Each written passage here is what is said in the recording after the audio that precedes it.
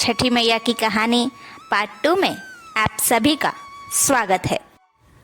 तो जैसा कि हमने छठी मैया की कहानी पार्ट 1 में देखा कि कैसे मेघा के मन में छठी मैया के प्रति श्रद्धा आने लगी है और वह छठ का व्रत करने का सोच रही है। छठ पूजा का दिन आने ही वाला था और मेघा अपनी सास और अपने पति के साथ मिलकर पूरी श्रद्धा से छठ का व्रत करने की तैयारी करने लगी। उसकी ममता ने उसे श्रद्धा और अंधविश्वास के बीच का फर्क समझाना शुरू कर दिया था। एक बार जब उसे छठी मैया ने माँ बनने की खुशी दी थी, तब उसने उसे ठुकरा दिया था। तब उसका यह पछतावा ही उसे छठी मैया पर और भगवान पर श्रद्धा पर विश्वास करना सिखा रहा है। सुनील बाजार जाकर पूजा की सारी सामग्री लेकर आता है। उसके बाद मेघा खुशी खुशी अपनी सास से पूछ कर उनके साथ सारा प्रसाद और पूजा की सामग्री तैयार करती है। छठ पूजा का पहला दिन शुभारंभ में, जो कि नहाय खाए का होता है, जिसमें जो व्यक्ति छठ पूजा का व्रत करने वाला है या करने वाली है, उसे सुबह सुबह नहा धोकर कद्दू की सब्जी, चावल, दाल आदि इन सारी चीज़ों को खाकर छठ पूजा का शुभारंभ करना होता है। मेघा सारे नियम अपनी सास से पूछ कर निभा लेती है। अब था छठ पूजा का दूसरा दिन, जो कि खरना का होता है। मेघा अपने दोनों हाथों पर मेहंदी लगवाती है और अपने पैरों में महावर लगाकर सुबह से ही खरना की तैयारी कर रही होती है।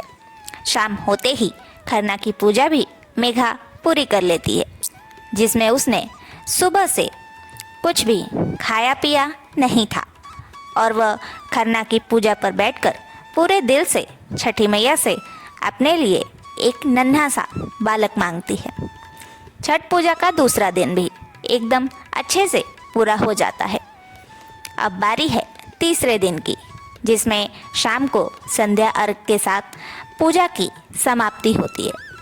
उस दिन सुबह सुबह उठकर मेघा अपनी सास के साथ और अपने पति के साथ पूजा का प्रसाद बनाती है।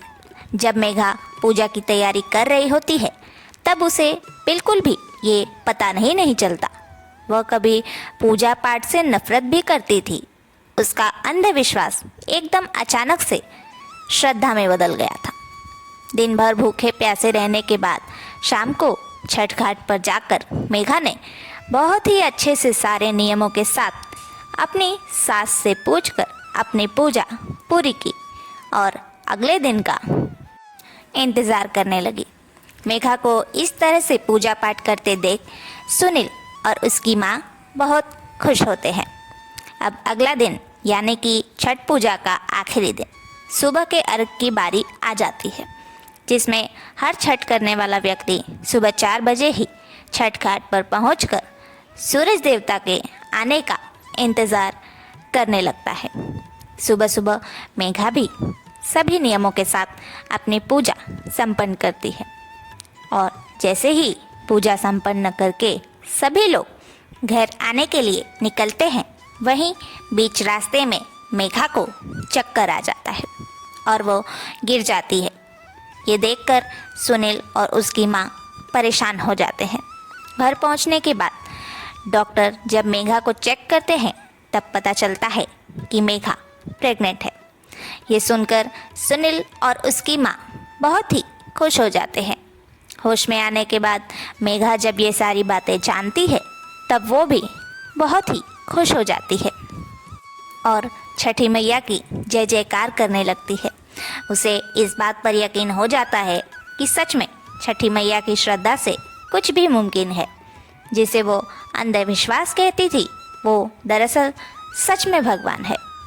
उस दिन के बाद से मेघा हर रोज़ हर वक्त पूजा पाठ पर ध्यान देती थी और 9 महीने बाद छठी मैया ने उसे एक सुंदर सी बेटी दी, जिसे पाकर सुनील, मेघा और मेघा की सास बहुत ही खुश थे।